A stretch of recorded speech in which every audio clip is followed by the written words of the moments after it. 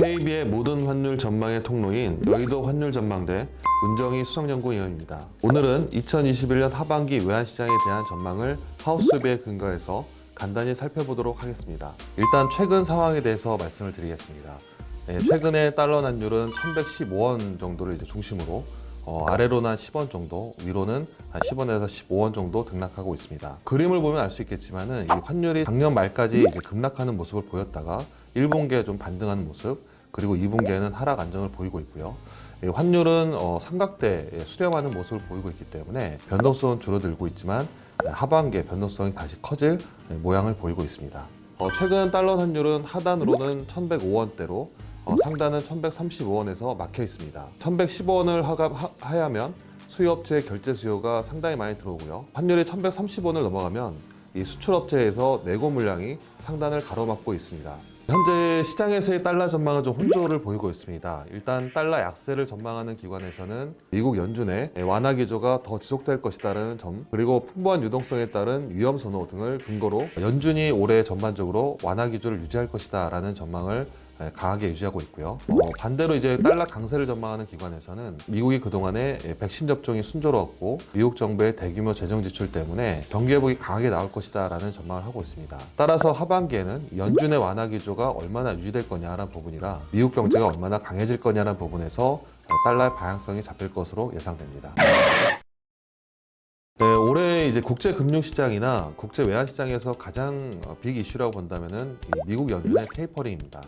연준의 자산 매입 규모가 줄어드는 것을 얘기하는데요. 지난 2013년에도 당시 연준 의장인 버냉키는 의회 청문회에 참석해서 경기가 좋아지고 있으니 자산 매입을 줄일 수 있다고 발언한 바 있습니다. 당시에는 미국 연준이 돈을 푸는 것을 줄어든다라는 부분이 시장에는 큰 충격으로 받아들였습니다. 당시에 이제 2013년 5월에 달러 환율은 1,050원대에서 1,150원까지 무려 100원 가까이 올랐던 부분이 있었고요. 전문가 조사에 따르면은 대부분의 전문가들은 올해 3분기 정도에 미국 연준의 테이퍼링에 대한 신호를 보낼 것이다라는 부분을 예상하고 있는데요. 대략 8월 말에 있을 잭슨홀 미팅이나 9월 중순에 있을 FOMC에서 연준 인사들이 아마 자산 매입 규모를 줄인다라는 신호를 시장에 보내지 않겠느냐 보고 있습니다. 만약에 이제 3분기 정도의 자산 매입 축소에 대한 얘기가 나온다면 그 이후 1분기나 2분기 정도 지나면 미국 연준은 자산 매입 축소를 실제로 실행할 가능성이 높아졌다라고 볼 수 있겠습니다. 전제 조건은 그만큼 실물 경기와 금융시장이 건전해야 된다는 것입니다.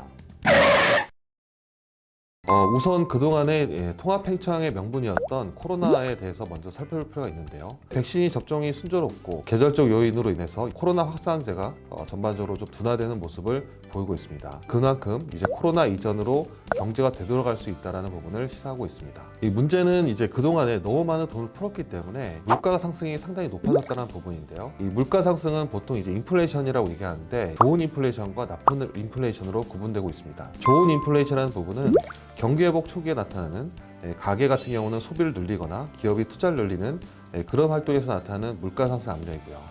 반면에 나쁜 인플레이션은 경기가 과열되는 상황에서 곡물가나 상품 가격이 올라가면서 오히려 가계 소비 그리고 기업의 투자를 저해하는 요인으로 작용하고 있습니다. 최근에 전 세계적으로 이제 곡물 가격이 급등하고요. 비철금속이나 국제 유가가 좀 급등하면서 오히려 나쁜 인플레이션이 도래한다라는 우려가 좀 커지고 있습니다. 미국에서도 마찬가지는 부분을 보이고 있는데요. 일단 CRB 상품 지수 같은 경우도 전년 대비 한 2배 가까이 올랐고요. 국제 유가도 최근에 배럴당 70달러까지 더 근접하면서 작년 대비로는 200% 이상 상승을 했습니다. 이 문제는 이제 이런 상품 가격뿐만 아니라 임금도 오르고 있다는 부분인데요. 고용이 원활치 않으면서 이 임금 상승률은 거의 4% 이상 올라오고 있습니다. 미국의 물가 상승률이 2%임을 감안하면 물가에 비해서 임금은 2배 이상 오르고 있다는 부분을 반영하고 있습니다. 최근 이제 미국 시장이나 미국 경제에 대한 우려가 좀 커진 부분도 이 물가가 너무 많이 오르면은 오히려 경기 회복이 아니라 경기 둔화가 우려되는 그런 상황으로 갈 수 있기 때문에 최근에 시장이 좀 조정을 보이는 요인도 그런 요인에서 찾을 수 있겠습니다.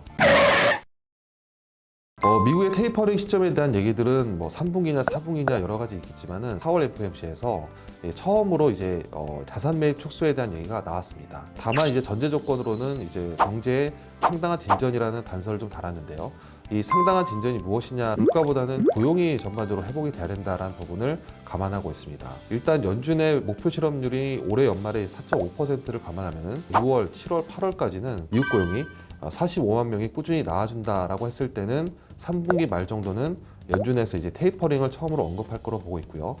그렇지 않을 경우에는 적어도 4분기는 가야 되지 않겠느냐라고 볼 수 있겠습니다. 저희는 3분기보다는 4분기에 미국 연준의 처음으로 이제 테이퍼링 얘기가 나올 거라 보고 있고요. 그렇다면 내년 2분기 정도는 돼야지 테이퍼링이 처음으로 시작되지 않겠느냐라고 예상하고 있습니다. 다음은 이제 한국 경제에서 이제 금리 인상 얘기가 좀 나오고 있는데요. 5월 이제 한국은행 금통위에서도 올해 경제 성장률을 4% 정도로 높여줬습니다. 올해 연초에 3% 전망을 했던 거에 비하면 거의 1%포인트 정도를 상향 조정한 건데요. 추가적으로 이제 이주열 청재 같은 경우에 기자회견을 통해서 경기가 좋아진다면은 금리 인상을 늦출 필요가 없다라는 얘기를 했습니다. 한국은행의 금리 인상이라는 부분은 물가를 잡거나 아니면은 뭐 금융 불균형, 부동산 얘기 이런 것들보다는 앞으로 경기가 나빠질 수 있다는 부분 때문에 통화 정책의 유연성 때문에 적어도 내년 상반기에는 한 차례 정도는 올릴 수 있겠구나라고 예상하고 있습니다. 미국 같은 경우가 내년부터 뭐 테이퍼링 시작한다고 하지만은 적어도 2023년 하반기나 2024년에 금리를 올릴 거로 보기 때문에 미국보다는 1년에서 1년 반 정도 한국이 좀 더 빠를 거다라고 볼 수 있겠습니다. 그래서 이제 전반적으로 올해 하반기 달러 환율을 살펴보면은 예상해 보면은 가장 빅 이슈인 미국 연준의 테이퍼링은 올해 4분기 정도 될 거라 보고 있고요. 미국 다음으로 유로나 영국 정도 이런 쪽에서 아마 자산 매입 축소나 테이퍼링을 시행할 가능성이 높다고 보고 있습니다. 그리고 내년 2분기 정도 되면은 우리나라에서도 금리를 올릴 수 있는 명분이 생기기 때문에 환율의 변동성이 크진 않을 거라 보고 있습니다. 따라서 2분기에 좀 올라갔던 부분은 3분기에는 달러 환율은 한 1110원대 정도로 평균 환율은 좀 나아질 거라 보고 있고요. 반면에 4분기에는 미국 연준의 테이퍼링 때문에 환율은 다시 1120원대를 좀 상회할 거라 보고 있습니다.